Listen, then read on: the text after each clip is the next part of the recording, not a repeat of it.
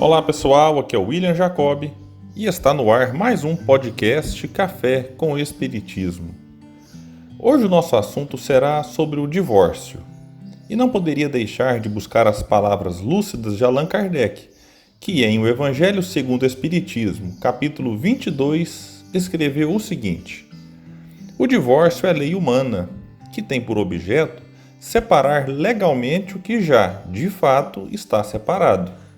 Não é contrário à lei de Deus, pois que apenas reforma o que os homens hão feito e só é aplicável nos casos em que não se levou em conta a lei divina. Se fosse contrário a essa lei, a própria Igreja seria obrigada a considerar prevaricadores aqueles de seus chefes que, por autoridade própria e em nome da religião, hão imposto o divórcio em mais de uma ocasião. E dupla seria aí a prevaricação, porque nesses casos o divórcio há objetivado unicamente interesses materiais e não a satisfação da lei de amor. Mas nem mesmo Jesus consagrou a indissolubilidade absoluta do casamento. Não disse ele: foi por causa da dureza dos vossos corações que Moisés permitiu despedisseis vossas esposas? Isso significa que, já ao tempo de Moisés, não sendo a afeição mútua a única determinante do casamento, a separação podia tornar-se necessária. Acrescenta, porém, no princípio não foi assim, isto é, na origem da humanidade, quando os homens ainda não estavam pervertidos pelo egoísmo e pelo orgulho e viviam segundo a lei de Deus, as uniões derivando da simpatia e não da vaidade ou da ambição, nenhum ensejo davam ao repúdio. Vai mais longe, especifica o caso em que pode dar-se o repúdio, o de adultério. Ora, não existe adultério onde reina sincera afeição recíproca. É verdade que ele proíbe ao homem desposar a mulher repudiada, mas cumpre se tenham em vista os costumes e o caráter dos homens daquela época. A lei mosaica, nesse caso, prescrevia a lapidação. Querendo abolir um uso bárbaro, precisou de uma penalidade que o substituísse, e a encontrou no opróbrio que adviria da proibição de um segundo casamento. Era, de certo, uma lei civil, substituída por outra lei civil, mas que, como todas as leis dessa natureza, tinha de passar pela prova do tempo. Depois de ler tudo isso, fica claro que o Espiritismo não recrimina e nem incentiva o divórcio.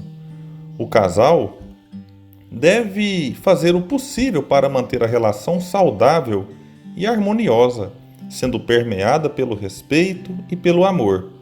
Mas, naqueles casos em que todas as possibilidades de recuperação do casamento e da afeição mútua foram esgotadas, é preferível que haja a separação do que insistir em algo que possa levar a consequências muitas vezes trágicas para a família. Como bem asseverou Emmanuel sobre o tema no livro Vida e Sexo, o divórcio, pois, baseado em razões justas, é providência humana e claramente compreensível nos processos de evolução pacífica. Diante dessas orientações de Kardec e do benfeitor Emmanuel, a grande questão não é mais saber se casais podem ou não se separar. Isso cada um deve avaliar, sempre aproveitando a oportunidade de buscar ajuda e orientação para que se tome a decisão mais equilibrada possível. O ponto que precisamos reforçar é que, apesar da dor que envolve muitas separações, é preciso extrair lições e aprendizados que o momento oferece. Conheço pessoas que optaram por não viver mais com o antigo marido ou esposa e que seguiram suas vidas de forma madura. Já outros se separaram, mas continuaram emocionalmente presos ao antigo relacionamento, carregando sentimentos muito negativos. E isso, além de prejudicar a própria pessoa, dificulta o início e a durabilidade de novas relações. Mas também preciso destacar que muitos casais, vivendo crises quase insuperáveis, deram a volta por cima e transformaram um casamento praticamente destruído numa relação extremamente harmoniosa, apoiada na afeição mútua e no amor. Enfim, o assunto é delicado, eu sei. E o é porque envolve questões muito pessoais. Cada pessoa e cada relacionamento são únicos. Cabe a cada casal avaliar a relação, analisar a sua própria conduta dentro dela, se propor a fazer parte da solução e não ampliar o problema, e tomar a decisão que seja a melhor para o progresso espiritual de ambos. Finalizo com uma frase de Emmanuel numa lição chamada Dificuldades. Obstáculos são desafios renovadores. Ouvi-los e aproveitá-los é obrigação que a vida nos atribui. Muita paz e até o próximo episódio do Café com Espiritismo.